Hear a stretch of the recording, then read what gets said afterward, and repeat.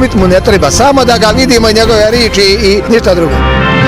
Legenda iz doba kad je, pa mogu reći, rajčica imala okus po rajčici. Gospodin Špiro Guberina, dobro jutro. Dobro jutro. Stara škola je najbolja škola. Sinatra i Bono u nastavku. Kratko, Sinatra za vas što predstavlja?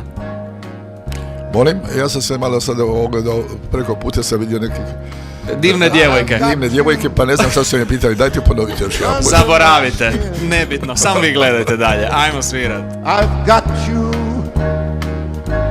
deep in the heart of me. To je u buži bila. Ti mužika u grobu švirala.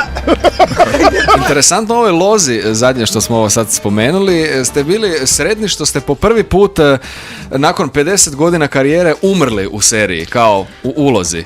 Vidite, a bolje to obaviti dok je čovjek živ. Što danas radi Špiro osim, recimo ovako, loze, snimanja i tako? Čime se bavite? Kompjuteri čujem. Sad sam se upisao na ove tečaj informatike. Znam klikati. Facebookom se koristite? Pa je. Čujem da surfate do 2-3 ujutro, pa je li to... Pa je, zato sam malo pospan, inače bi ja, da nisam noćas... Super! Bio ovako dugo uz kompjuter, ja bi to sigurno mnogo svježije izgledao, bar glasom. Ko se ne sjeća ovo? Ja sam uvijek Špiro. Jel ima neko u Hrvatskoj da se sad ne smije? Ja se s tim moram pohvaliti, jer mislim da ja sam jedan od rijetkih Šibenčana koji imam glas, ali nemam sluha. Kad je Špiro ušao nama u studio, žene su, mislim... Žene su se obasjale. Kad smo rekli da vi dolazite nama u goste, svi onak... Špiro. Ja imam osjećaj da ste počeli već malo zafrkavati.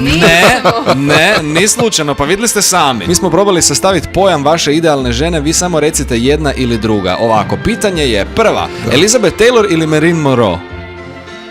Pa, lijepe su jedna i druga bile, mislim, bude iskren Plauše i Merlinka isto ne mogu reći, mislim, kako se ja sjećam iz filmova, da imala sve, bila je i ljepotica i atribute sve ženstvene imala.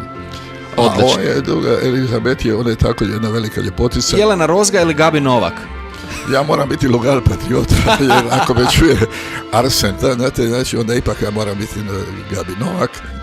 Rozgu nisam nikad uživo vidio. Potrudit ćemo se onda da upoznate Jelenu. Eto, vidite da još imam nekih želja. Eto, svaka čast. Špiro, izdvojili ste jednu osobu s kojom vam je bilo izuzetno drago raditi. More, sunce i vino, a što će ti bolja tako? Baš mušenje. Ako vino ne učini svoje, neće ništa. Malo vina. Zala sunca. I stvar greje ka podmazana. Ivica Vidović. Moj Ivica, recimo se, znate, ispričat ću jednu anegdotu. Negdje 2-3 mjeseca prije nego je umro, on je meni jedno rekao, mislim, došao je sam izbezumljen, kaže, znaš što sam sanjao, što? I kaže, sanjao sam da sam umro i kaže, dobro, ali kaže, u snu mu dolaziš ti u susret i vadiš svoj rokovnik i kažeš, čuj, neću ti moći doći, ja imam snimanje sutra. I to je taj jedan san njegov. Ivica veliki. Veliki, ja sam s njim radio, mislim, nekoliko mojih nedražih poslova, mislim, na Bužu, pa onda onaj starci, sad smo bili već smo onda imali po 70 godina koji se hvale, koji je imao bolju turističku sezonu, koji je imao više nekakvih anegdota i sve. I on je bio, mislim, jedan dragi kolega, maštovit jako i nekako s njim sam bio na isto valnoj dužini. Molim lijepo.